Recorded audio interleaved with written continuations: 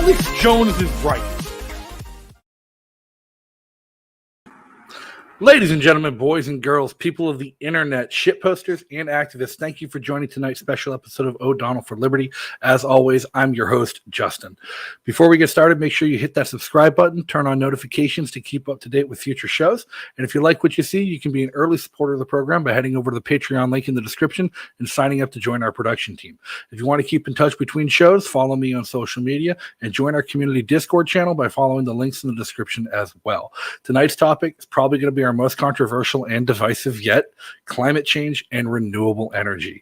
We're going to take questions, so we're going to hit that like button, leave some comments, tell us what you think in the chat, and give a warm welcome to tonight's guest, Mark Nelson. Mark, thank you for joining tonight. How's it going? I'm well, Justin. Glad to be on the show. Your intro video has me totally pumped up to watch you tonight. I'm just a guest along with everybody else. I'm ready to see some of those laughs in action. All the way from Germany, too. So give us a little backstory. What do you do? What is the story of Mark Nelson?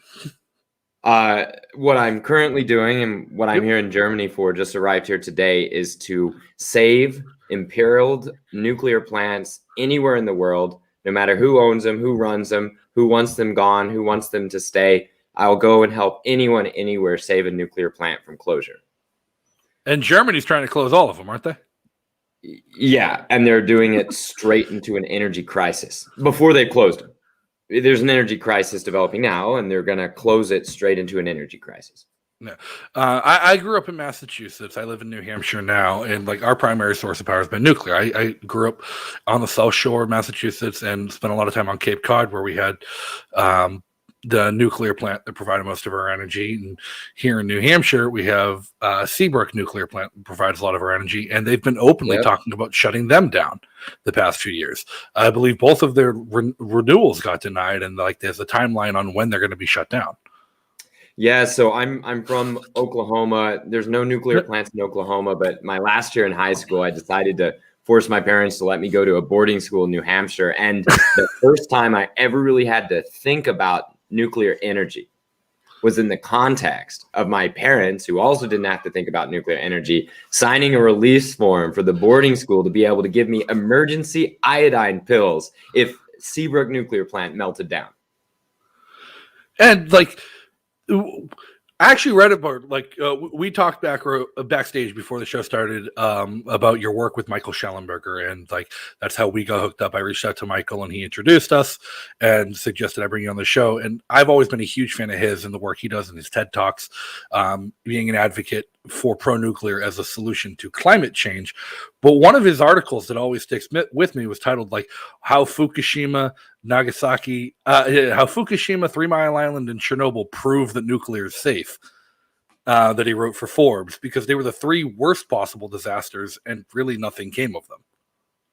Yep. So, and there's you're going straight to the rabbit hole. You haven't even heard the story of Mark, but let's wait till later on that. Let's go straight for Chernobyl, just straight up to the molten, like bleeding, bloody heart of anti-nuclearism.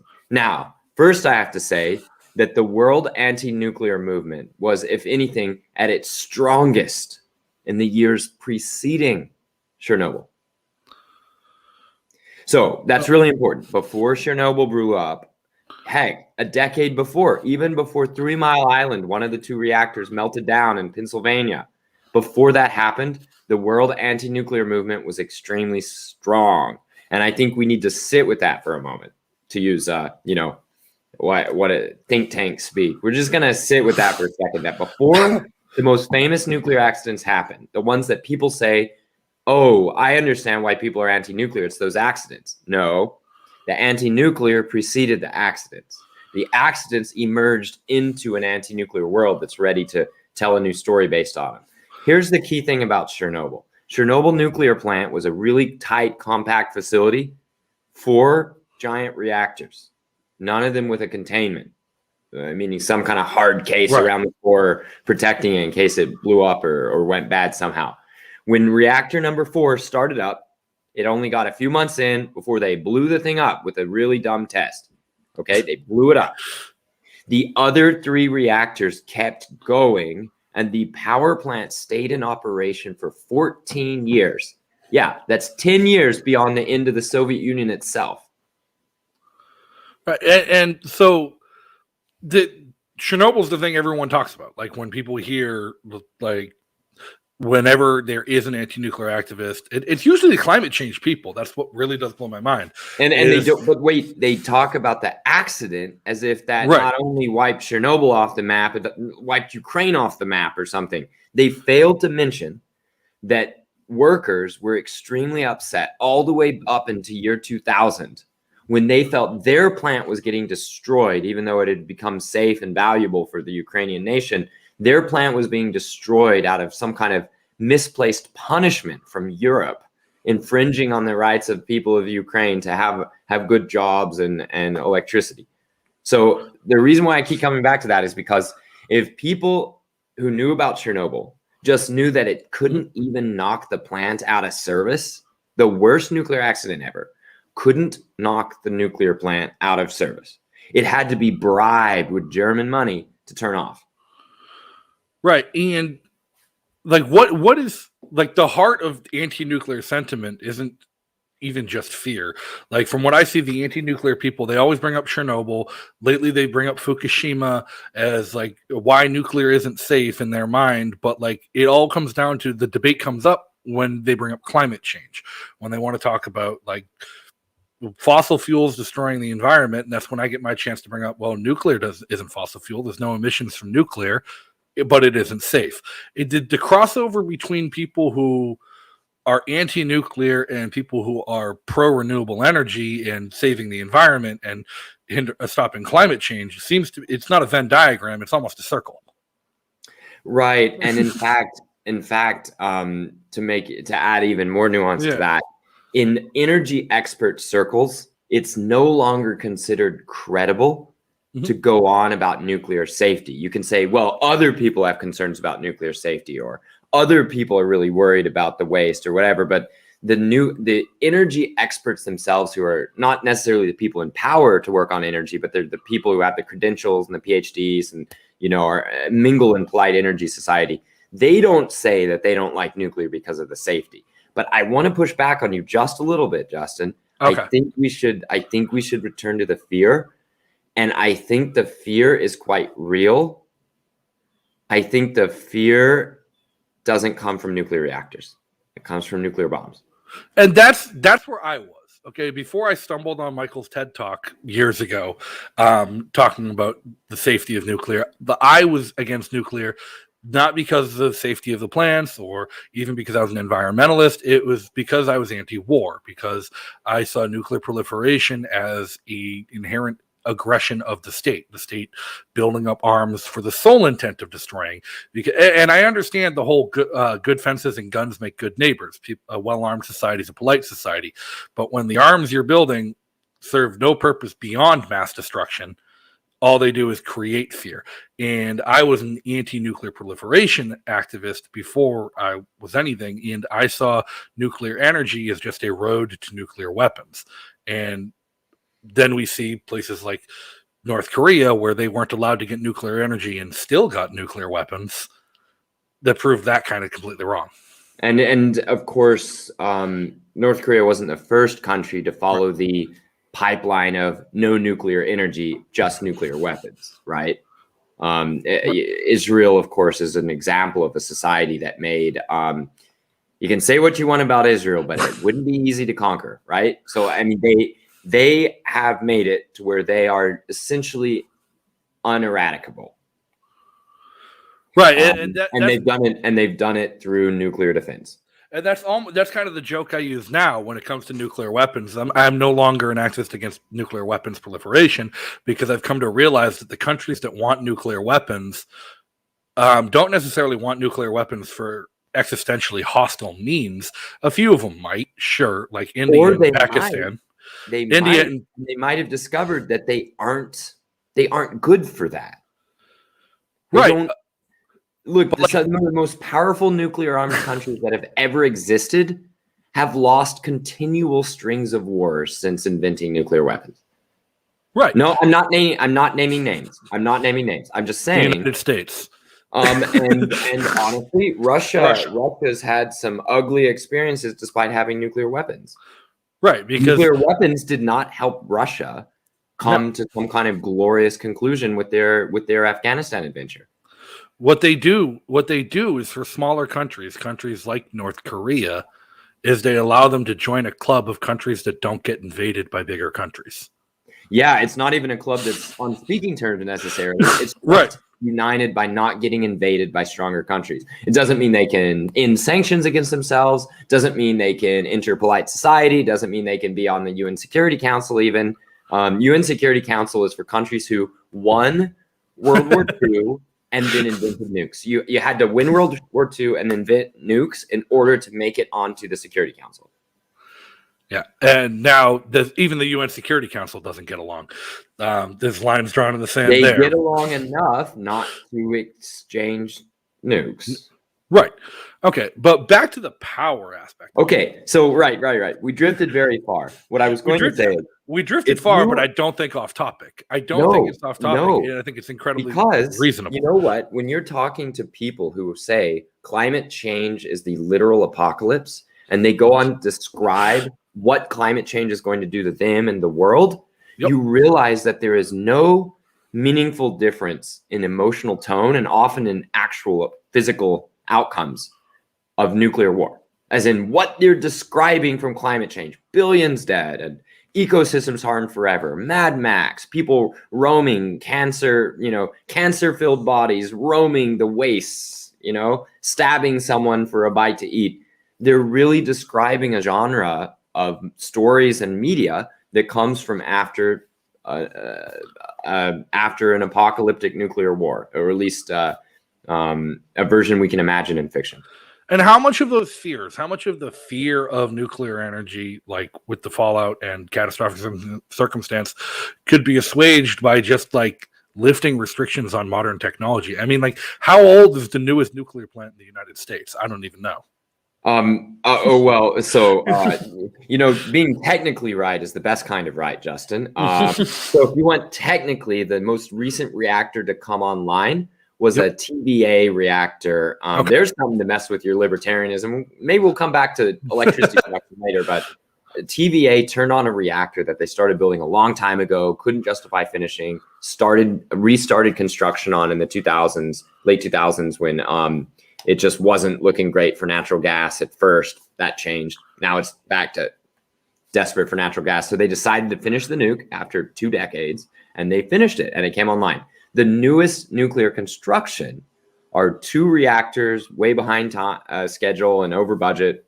It's, of course, in Georgia, that are going to be incredible once they finally get approved to start, once they finally get going. Those will be the newest reactors, but we're going to be waiting probably through much of 2022 for the first one, and then 2023 start for the second one.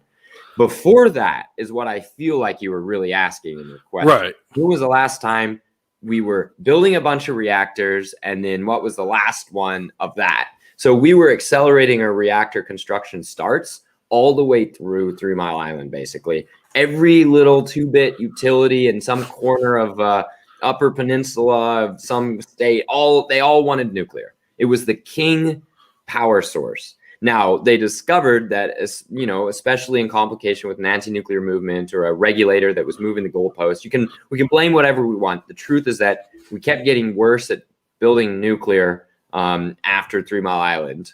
And slowly, a bunch of these little utilities either went bankrupt or gave up their nuclear projects or canceled them, or they finished them, but it almost destroyed the utility and they had to combine with other utilities.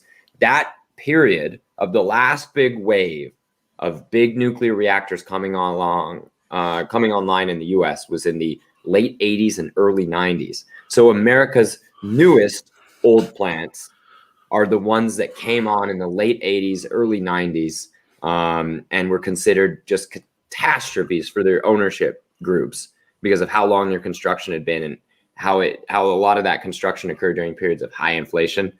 Just brutal, impossibly expensive, billions down the drain. We'll never make up for it.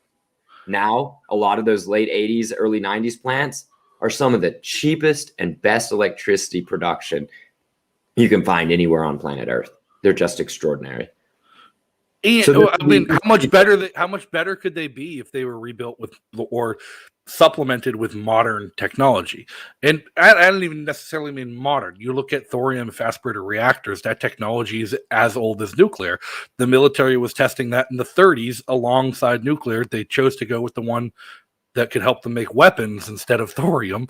So I hear where you're going with that story. Yeah. We're not gonna retrofit existing reactors to suddenly be fast breeders instead of thermal. But we can. There is a possibility of changing out the fuel form. So instead of a ceramic fuel, we hopefully will get to the point where we're putting metallic fuel, like metallic uranium fuel, maybe some thorium, in these nuclear reactors in the U.S. If we do that, and we hold the line with the regulator and say, hey, if we make this higher performance, that needs to come in the form of lower electricity costs or higher electricity production, not in just a paperwork exercise of arbitrarily lower meltdown probabilities or something. So if we do these modern technologies for our reactors, we should be able to get another bump in performance, lower cost, longer refueling cycle, years between opening up the reactor, by making fuels that can burn up in the reactor a lot longer. And if you put fuels in the reactor that burn up a lot longer, it means pretty much by definition, they are breeding and burning more of the initially, you could say, inert nuclear material in the fuels, along with some of the transmutated elements like plutonium that would normally build up in spent nuclear fuel. This is kind of cool. If this comes to fruition in the next 10 years, 15 years, we could see a drop in electricity costs across our fleet just from higher up times and possibly even more power uprates. Power uprates are interesting. We keep losing nuclear plants, typically for the dumbest reasons, okay? You may be a hardcore libertarian, but I think we can all agree that civil liberties are harmed if the electricity don't flow. And if you have to do some things to make sure the electricity flows, it's worth it because the freedom flows after the electricity. It really does. So we've been losing nuclear reactors for some dumb reasons because of chaotic markets and things that don't really belong in electricity, as nice as they sound in other corners of the libertarian world. We've still kept our nuclear production almost the same despite continually losing reactors by uprating the plants, by refitting them with bigger steam generators. These are like the tea kettles, electric tea kettles that are just getting bigger and bigger and putting out more steam to bigger, stronger turbines. So keeping the same plant staff and just putting out more megawatts. It's a beautiful thing. I wouldn't even necessarily that goes against libertarian ideals or libertarian philosophy. Like libertarians are all about decentralization and minimizing the role of the state. It doesn't necessarily mean that a private power company can't operate a nuclear plant. The problem is the state regulators getting in the way of them doing it and getting in the way of their distribution. I am a huge fan of solar and wind, but I recognize that solar and wind doesn't necessarily scale. Solar and wind might be great on my homestead, but it's not going to power a city. Right. And it might not be great on your homestead. Certainly it was a radical transformation of American farming life to get hooked up to the grid. It really mattered. Look, American farmers were experts at off-grid electricity a really long time ago. We're all like, oh, microgrids, innovation, all this bullshit. No, you can get out a Sears catalog from 1900 and you can open it up to look at microgrid equipment. And all I'm saying is that, like, I would love to be able to have microgrid as far as self-reliance on my own property. I recognize that beyond my own property, I would still definitely want to be tied into the grid because I recognize things about intermittency, battery storage, but minimize my reliance on it. The reason why this microgrid stuff dropped off after the 1910s, 20s, 30s Sears catalogs is because it was so much worse in every way than the grid. The big grid is the solution to the harm, to the problems, to the limitations of microgrids. So I would suggest that if you hear people suddenly start talking about microgrids in your area, it probably means they've screwed up the grid and you're about to go backwards in your happiness and liberty. Well, Just a warning, just a warning. The more you hear about microgrids, it's likely the more we're messing up one of the greatest liberators of humans, men and women, especially women of all time, and that's electricity from the but grid. I won't deny that. It's just what I do see is a huge surge in popularity, especially here in New England, with home solar. People wanting to power their own homes with solar, and nobody's getting off the grid. Nobody's disconnecting from city power, but everyone's minimizing their reliance on it and having it as a backup. It depends on what you mean by reliance. It may be that while solar is on, that's when they need electricity the least. I mean, in New England, it is basically that. The problem is when you really, really need to be able to rely on the grid, you may have effectively defunded the hard time equipment because during the easy times, everyone was paying themselves to use solar by voting in solar subsidies. So Well, I'm not saying I disagree with the vision. The vision's beautiful. The vision's beautiful. Subsidies we can absolutely agree with are bad. I don't even want nuclear subsidized. I don't want coal subsidized. If nuclear needs subsidies, something has gone catastrophically wrong with the technocratic management of the grid. I'm telling you, if nuclear needs subsidies, nuclear is so good now that it needs subsidies because other things got subsidized or other things got prioritized by our techno masters, by our technological elite that invented these electricity markets just a few years ago. You know, electricity markets are scarcely older than the war in Afghanistan. So how do we get people to recognize the need for nuclear as opposed to the wind and the solar and things that they want for clean energy? Or a bigger question, maybe more to the point, how many coal plants can be taken offline for each nuclear plant? So, yeah, let's start with the pretty answer rather than the ugly answer. Because you said, how can people learn about nuclear? How can they understand that nuclear is the most beautiful solution? There's the pretty answer and the ugly answer. The pretty answer is I get to be asked a question like yours, Justin. How many coal plants can we take off with nuclear? And I can respond with joy, knowing that every single one of those coal mining families, every single one of those coal plant operators is going to be able to retrain for a tougher but better, higher paid position, multi-generational position at that same nuclear plant. And that is a beautiful vision, because if we were just saying, yeah, chuck out the coal, we don't like the pollution, we don't like climate change, then you end up with something like what's happening in the Navajo Nation, where they lost one of their biggest taxpayers, biggest revenue sources, biggest employers, because outside groups, not the Navajo, outside groups said, this is so bad, it's oppressing the natives, it's just ugly, it's causing climate change, it's going to cause air pollution to the poor Navajo Nation, we should just jump in and make sure it's shit canned. And the Navajo Nation lost one of their most precious economic drivers, and it's hard for them to say much about it because, you know, it's coal, and coal isn't very popular. Right. They can admit that it was putting out pollution. They can admit that it was putting out uncontrolled climate change gases, but it was also feeding them. So we can speak with joy about nuclear. We can celebrate the positive, the pretty nuclear story, and we can get the message out when we say one small reactor will replace one fairly large coal boiling unit that would be connected to a turbine. So many coal plants in the US have individual furnaces for burning powdered, pulverized coal that comes on railroad cars. You need about, just to give you an idea, for a big coal plant of like 2 fat units of 500 megawatts each, just go with the flow for now. 500 is our number, megawatts. 2 of them, 2 big furnaces for a 1 gigawatt coal plant. That's going to need something like 120 train cars, hopper cars filled with coal each day, coming in from the west, coming in from Wyoming, or wherever else has coal cheap enough to ship it by rail somewhere else.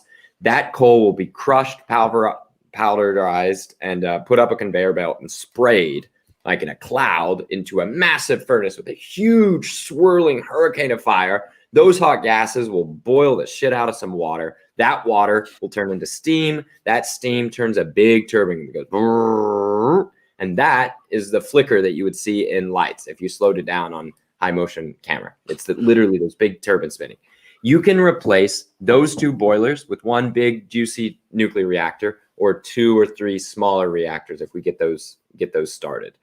Does that kind of help? That's kind of pretty. It means that a few tons of fuel are going to be shipped in each year. Just a little bit of uranium comes into that plant.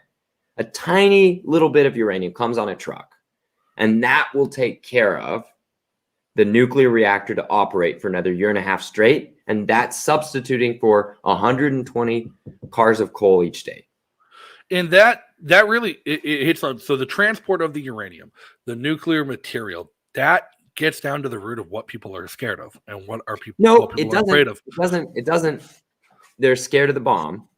They take it out on other things, and once they become professional, they lose their fear, and they're just doing it out of a job or sense of duty, or just wanting to destroy stuff and watch the world burn.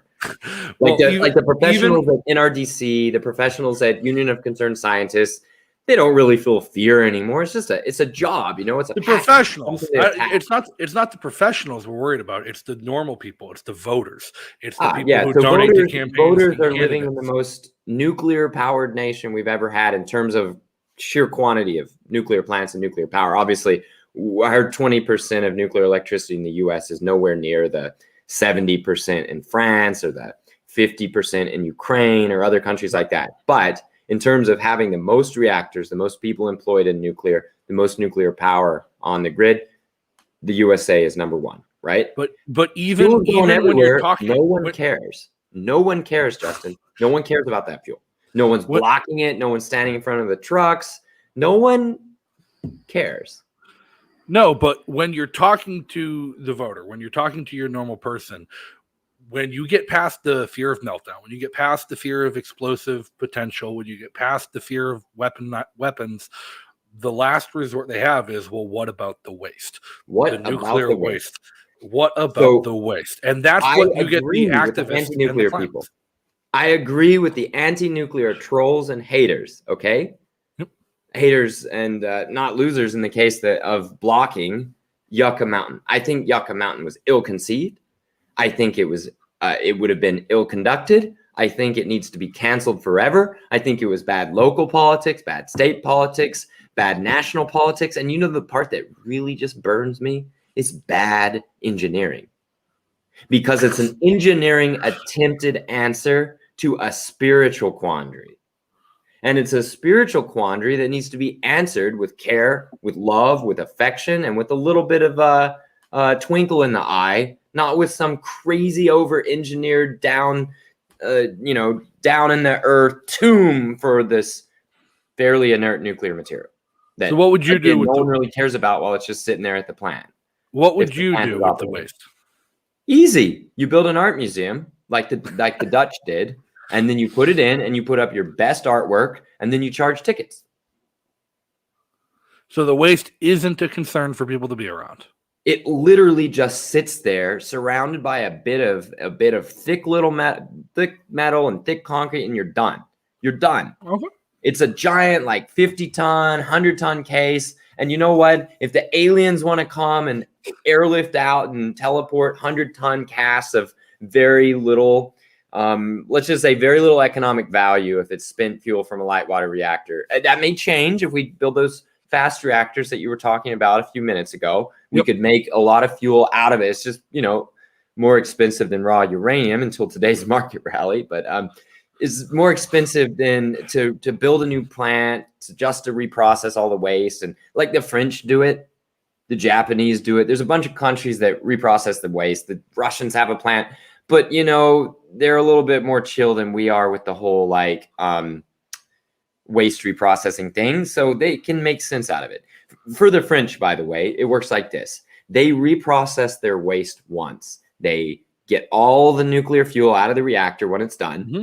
They let it cool off for a bit. They send it to a site up in the north on the English Channel, and they chop up these tubes, long, skinny metal tubes with little bitty pellets in it. They chop them up. They dissolve it in acid, and they separate out the plutonium and uranium from all the other crap. All the other crap gets locked in its little cases and sent off somewhere because it's not going to make any more energy for anyone. And then the uranium and plutonium, it goes into new fuel. The end result of this whole process is a reduction in about half. So a 50% reduction in the amount of mined uranium that France needs for its reactors compared to ours. Okay. I usually just go with the fact that the environmentalists are mad about us having to store waste and saying, well, at least we're storing it. Yeah, wait. If we were capturing carbon dioxide, if we were capturing all the world's carbon dioxide waste, it would take, I need to run the numbers. So I'm going to say this and then people are going to be able to call out my ass right there in the comments if they're doing it. It would only take a second or two of the world's carbon consumption to have more CO2 by volume than all the world's nuclear waste ever. A few minutes later, you'd have more than all the ultra low radioactivity mining waste. Like people don't understand just how, I saw a news item from just a few days ago, a CO2 pipeline, a pipeline carrying pressurized CO2 leaked. And by itself, it just undid a bunch of what the effort was on capturing the CO2 in the first place. There's so much CO2. We have no way to do something with all the CO2. It's at the moment we turn into a waste product, either we realize we don't care about CO2, we just let it go again, or we completely destroy any carbon-based energy forever. And that's people really, say, I like the sound of that because it'll stop climate change. No one anywhere will stop climate change in the future if it means blackouts for them today. No one will. And that's really the crux of it. That are on the way toward it always comes down to climate change. It always comes down to where people fall on climate change, how they feel about different things. And I understand skepticism. I understand people who maybe don't believe the evidence that's presented to them in the way it's presented to them for climate change. I understand the notion that, hey, the climate is always changing. That's what a climate is. It's in flux. We can prove that the Earth has gone through hot cycles and cold cycles in the past. Unfortunately, we don't have a second Earth to conduct a control experiment on. Yeah, exactly. Prove that everything is created by man. And without being able to prove everything is created by man, we can't really prove the skeptics wrong when they say that climate change isn't man-made. But what we can all agree on is that pollution is bad. Well, Justin, can I go one further on what I hope we could agree on? Absolutely. It is a weird and scary experiment to intentionally change our atmosphere's composition when we don't know that it will definitely work out. Right. Okay. We don't have a control. We can't. In other words, I am saying that where I come down on climate change, if all the climate scientists change their tune tomorrow, first of all, I'd be a little suspicious. Second of all, I'd say I just don't trust experiments changing the atmospheric composition. There are people who make the argument, no, it'll make up for the bad things because we'll have more plant growth because it'll be a more fertilized atmosphere. Whatever.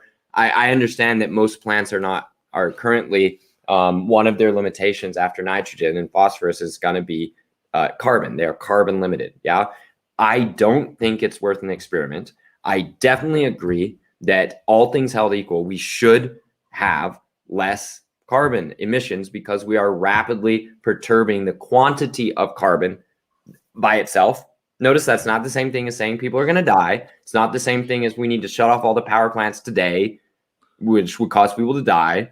It's saying that if it's in our power to stop this unintentional experiment in changing the atmospheric composition, I think it's only wise to take the precaution of doing so. But what I will warn to folks who say we must shut down that carbon at all costs, first of all, you just do a check. You say, oh, at all costs, meaning you're okay with nuclear. And if they say no, they're just bullshitters. Toss them out. It means that their image of climate change as an apocalypse is actually just a warmed up in the microwave leftover vision of the apocalypse from nuclear war. It means they've just substituted for the same vision of a destroyed Earth and dead humans. They've just substituted as nuclear weapons being the cause, just straight over to it being carbon the cause. It's why the elite boomers, the rich boomers who control the big money flows in the top of the environmental movement, they are hung up about nuclear war. Their vision of climate change is the same thing as the vision of nuclear war. Heck, some of them say destabilizing climate will cause nuclear war. And that's why they don't like nuclear typically. Yeah. also because they fought against it when they were kids. So for everyone else who thinks we should not perturb the climate and we should act on it as quickly as possible, I say make sure you do this in a way that doesn't leave you without a good working grid, because should you do that, you first of all knock yourself out of the game of intentional climate change reduction, because look, degrowthing yourself, messing up your grid, making everybody into a homesteader in their own yard. Grandma doesn't need to be a homesteader. Grandma needs electricity, okay? Maybe a young, able-bodied, tough guy thinks I can get by without electricity, but we need that man using his mind and his brawn in productive ways, not replicating the effect of electricity. Just as an aside, I don't know if you've got fitness people on your show, or people who like to lift or do biking or running, but you guys should check sometime about how much work you do on a stationary bike compared to your electricity usage for the month. What I mean is, you may work your ass off for an hour and only have made a fraction of a kilowatt hour, only a fraction of a kilowatt hour. We sell kilowatt hours from nuclear plants for a few cents, and in delivered electricity terms, after you paid for the billing, the lines, the wires, what's called the transmission, that's the thick stuff to take it from the power plant, thick lines, and then the thin lines to break it down to the neighborhoods and the houses. And we pay all the insurance, we pay for all the tree cutting and the disaster emergency prep, all of that. The delivered cost for your all-out workout on a stationary bike is going to be on the order of a few pennies, right? That's the magic of electricity. It leverages human freedom, human individual liberty into whatever direction you want to build. So you're saying that Vermin Supreme's plan to power the world with zombies on a hamster wheel is a no-go? Their plan is, if they have a plan that's real, they can't quite articulate it anymore because most Germans hate wind turbines. So they're not really building wind turbines, okay? Well, here's one. So we've settled the argument. Nuclear is better than coal, strictly because of pollution. Take any other environmental argument out of it. Take any safety argument about it. Strictly for pollution, nuclear is better than coal. How is nuclear better? Can we be contrarian? Can we be contrarian here on this show? Nuclear is worse than coal in an important way. Okay, go ahead. It takes a truckload of talented people trusting each other and working in the same direction. And coal doesn't take as many talented people trusting each other and working in the same direction. So depending on your optimism about humans freely choosing to associate with each other for common good and common projects, you might say as a libertarian, nuclear is too much work. We aren't good enough for nuclear. Coal, except for the fact that you can't get it financed now because all the big banks won't finance a coal plant, and that a top of the line modern coal plant is about as complicated and sometimes as expensive as a modern nuclear plant. Did you know that?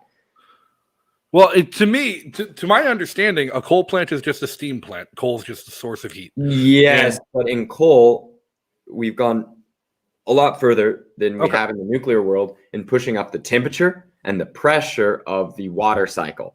There's supercritical steam coal plants. There's ultra supercritical steam coal plants. That means you're pushing that steam beyond almost all known material boundaries. You're pushing out the extreme pressures, extreme temperatures, because you get more efficient transfer of energy out of the steam into your turbine that way. And that means you get more bang for your buck from each piece of coal. At the point that you keep adding pressure and temperature, you're adding complexity, you're adding difficulty in both building and operation. And that ends up costing you more and more billions. Those are the coal plants that are the large coal plants that are being built in the rapidly developing countries that are just in, if I can say it, fuck it mode. And they're just building what they need to survive. China's building coal plants that are ultra super critical. Countries that are rejecting nuclear but are still growing rapidly, they're building these coal plants. Well, and China's also building hydroelectric. Yeah, so there's hydro, but hydro is geographically limited. And it's geographically limited, and there's another look at the environmental damage from hydro alone. China just built a bunch of new dams on I forget the name of the river, but it runs down the Mekong Delta. They dried up Vietnam and Laos. They dried the river that Vietnam relies on because they built the dam. Yeah, water issues get really spicy. The other really sensitive water dam issues that I know about are on the Nile between Ethiopia and its neighbors. Another one is on the Colorado. The Hoover Dam runs dry now. The Colorado River dries. That's one country. It's just not as spicy. Well, essentially one country. Right. There's also a few rivers in Central Asia that have the potential to be flashpoints between like Tajikistan and Uzbekistan. They've squabbled over water from new dam projects there. And here's the other thing. Hydro is weather resistant electricity. It is not climate resistant electricity. So explain that one for people. Yeah, there's a bunch of dams that were absolutely critical part of the energy modeling in the desert in the western part of the US that led the regulators to being so foolish as to let nuclear plants shut down. They assumed that hydro would just be there. Now the hydro is not there because it's too low. The water levels are too low. Why are the water levels too low? Call it climate change, call it drought. What is it? Maybe it's a recurrent cycle that comes every, 40 years from now until kingdom come, whatever. It's still a climate-induced shortage of hydroelectricity. So there's still intermittency even in hydro. The river might run dry. Intermittency is typically used just for like shorter-term things. But if we can smile and say intermittency on like the multi-year time scale, then yes. Yeah. And that's the big problem with wind and solar, and why nuclear is better than wind and solar. Yeah, and what's interesting is that wind and solar also go through year or multi-year down periods. It's not really well understood. It's certainly not understood by the public. But, it's just been a down year for wind in Europe. The wind hasn't been as high. A bunch of the wind companies have been writing their shareholders and say, dear shareholders, we are lowering our expected returns this year because the wind was bad. And the wind is bad. You're a giant wind company. You're spread over multiple countries. And you're saying the wind was bad. Now, we can't make fun of them. In the end, they're being honest with their shareholders. Right. The truth is that whole hemispheres can just be less windy some years. Or too windy. Like I went to school at Mass Maritime. And I'm familiar with how steam plants operate. I worked in the steam plant on the ship at Mass Maritime all the time. But we had a wind turbine on campus that was primary source of power for the dorms. Except when it was too windy, they'd have to lock the brakes on it, and it wouldn't spin in storms. Right. Because it became too dangerous. Now, let us not pretend that it wasn't important for, say, one of the nuclear plants that got directly hit by the hurricane a few days ago. Waterford nuclear plant did shut down in preparation for losing outside power. So it's not that nothing doesn't do this. It's just that in the end, wind, electricity, when it isn't there, like in the Texas freeze, all the wind electricity proponents say, you should never count on us. They say that as an advertising point. The good thing about wind is you never have to count on us because you never can. And it leads to honesty in a statement like that. Now, what we can think of wind as doing as optional fuel-saving devices if we're okay with the cost and the environmental impacts. So, I mean, most people aren't.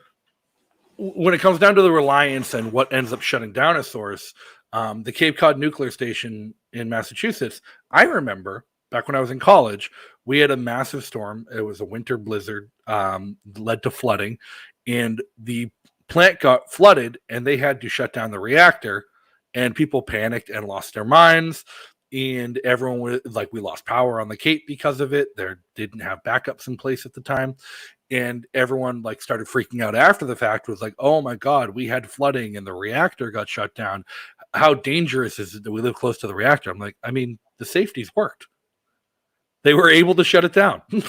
Which of course pulls us back full circle to the argument that you mentioned from Michael Schellenberger's article on nuclear safety, which is Fukushima worked in the sense that, and no one's going to accept this, certainly if you felt you lost your land or your livelihood or your house from Fukushima evacuations, then this is not what you want to hear. But Fukushima protected lives from being lost to radiation exposure. That shouldn't be our standard for successful operation of a nuclear plant. We must hold ourselves to a higher standard in nuclear. And if anyone's like, no, that's not fair, we should just hold to the same standards as others, I say no. Nuclear can be and should be held to its own internal standards. And I accept that argument from the outside world. Nuclear is special, Justin. It is special. People just are waiting to make up their minds about whether it's special good or special bad. Really, if it's special bad, it means it wipes your home off the face of the earth, burns your family to death in front of you, contaminates your babies, leaves waste for centuries that causes zombies to roam a wasteland. That's special bad run amok in your mind. Special good is something much more beautiful. Special good is that, now here's a weird dream. Each person could have their own little nuclear homestead, like submarines, right? That can run on 20 years on one refueling. That's the dream. One little basket of metal can run a boat for decades. Yeah. So how do we get to that point? Well, so communicating well is one of them. One is acknowledging that almost every time somebody is asking or talking about nuclear and they're scared of it or they're negative about it, they have something inside of them that is rational, that is logical, that is making sense, that is about protecting home and hearth, that is about a misunderstanding they may have had, that is about a real concern that a nuclear person doesn't feel because it's not their risk, it's somebody else's risk. It's respecting people who have an issue with nuclear. That's the first step. Second step, knowing that the beauty of nuclear, once people grasp it, there's really nothing else like it. Here's the asymmetry. As people get to know nuclear better, almost all of them like it better. And it's typically the inverse relationship for a lot of other energy technologies. The more you know, the less you like. Or the closer you are, the less you like it. Nuclear has the opposite. So there's a patience that has to come. Respect is one. Second is patience. Yeah.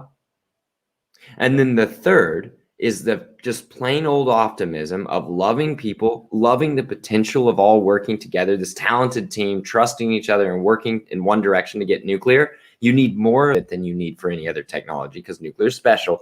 But that becomes an opportunity for togetherness. It becomes an opportunity for voluntary association of people with a beautiful vision together.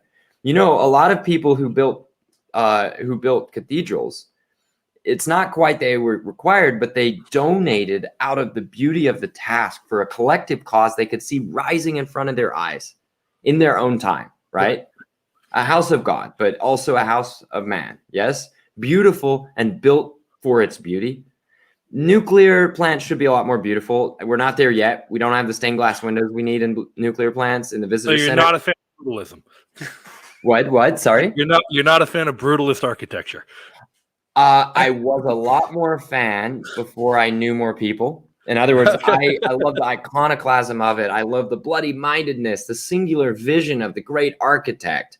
I still love some of the great brutalist architecture works. I've softened my vision because I've started to respect the values of tradition, of collective intelligence, rather than individual imposed aesthetic will that comes from a lot of the brutalist movement. It's like one guy saying, I have this big new idea. I will change things to not be like the past. It will be like my single vision. If you don't like it, screw you. Nah, I'm not really for that. I'm for the collective intelligence of long traditions and built by free choices of people all acting in ways that make them feel good and feel comfortable. Like vernacular architecture, I think I respect a lot more now than I did. I don't know exactly how we bring that into nuclear, except to say that if nuclear plants put a 0.25% of their construction budgets, inflated as they are, into art, we would possibly be having a different conversation about nuclear right now. There are some nuclear plants out there with really beautiful artwork on them,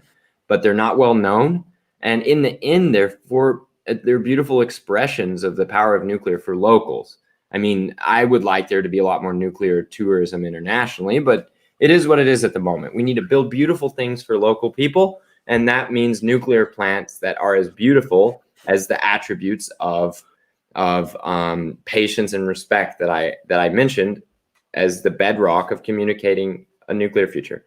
So you say you want to see nuclear tourism, but we also want to see a future where there's nuclear everywhere. What's the point of tourism if you have nuclear everywhere?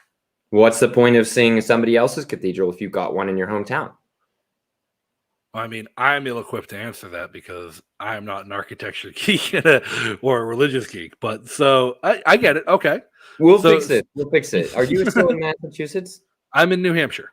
Oh, right, New Hampshire. Yeah. All right. Next time I'm in Boston, you come down and I'll show you how to love and hate the best worst buildings and brutalism in Boston, and we'll go look at some of the really gorgeous, truly American architectural styles that there are good examples of from the era when the idea was to make buildings as beautiful as possible, like 1890s to 1920s.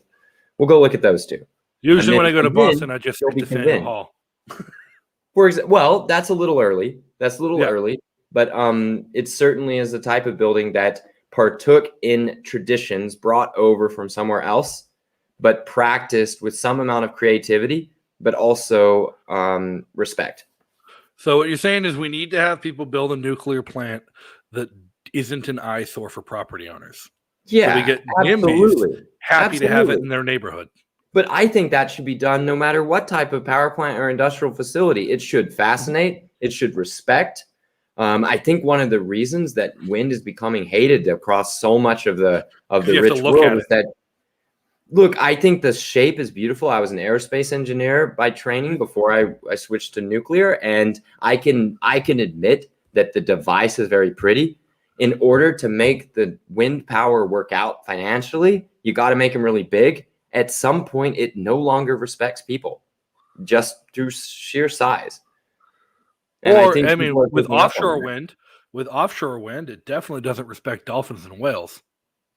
So it's going to be a very interesting story on offshore wind, because at least for the northeast part of the U.S., the offshore wind is expected to be as much as even a catastrophically over budget nuclear plant, which is a little bit troubling to me, because you will still have to build out the rest of the grid and the rest of equipment on the grid as if the wind wasn't there.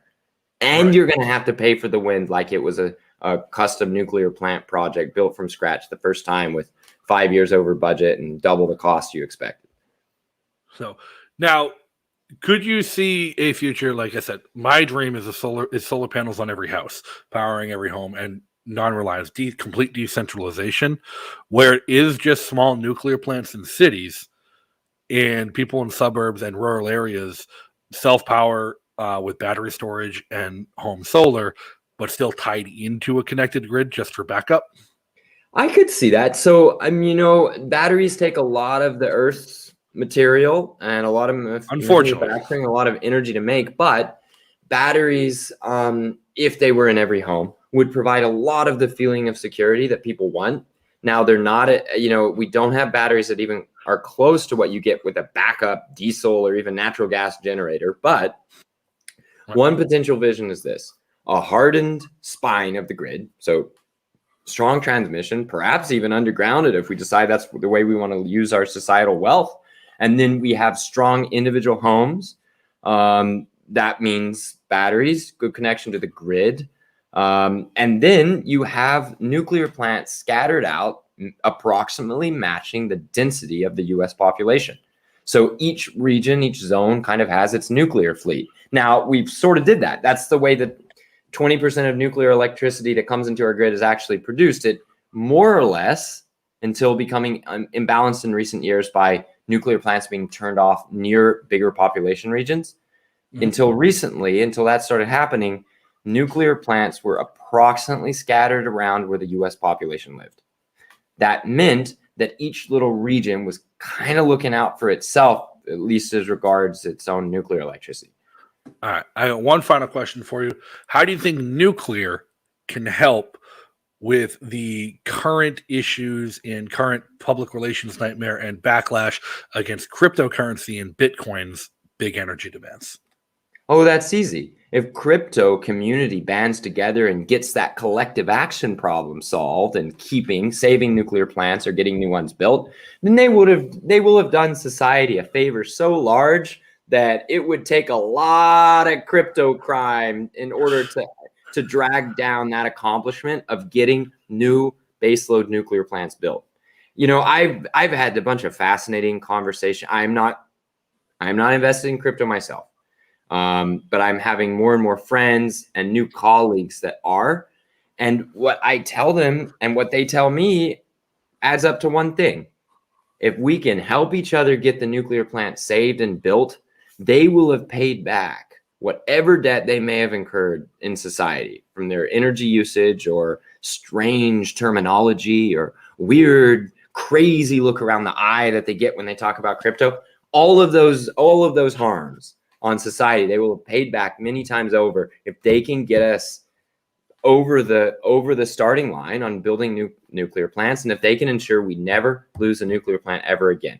One last note on this. I hear rumors out there of, and sometimes confirmed, of plants that I was running around like crazy trying to save up until recently being saved, in part because of a great relationship between groups of crypto miners and the new plant owners, because the crypto miners want that nuclear electricity that's unappreciated by society. They have the vision to get that nuclear power and lock it down and save it. And that's beautiful. In that case, make all the crypto you want. Just save our nuclear plants. All right, Mark, we're coming up on an hour. I just want to thank you again so much for coming on and joining me tonight.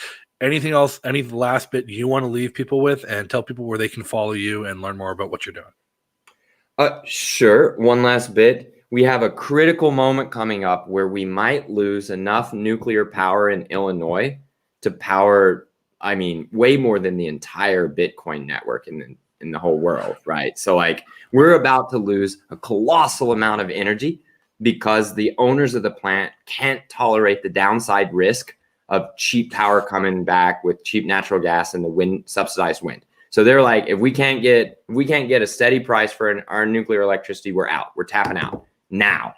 So these are nuclear plants right outside of Chicago.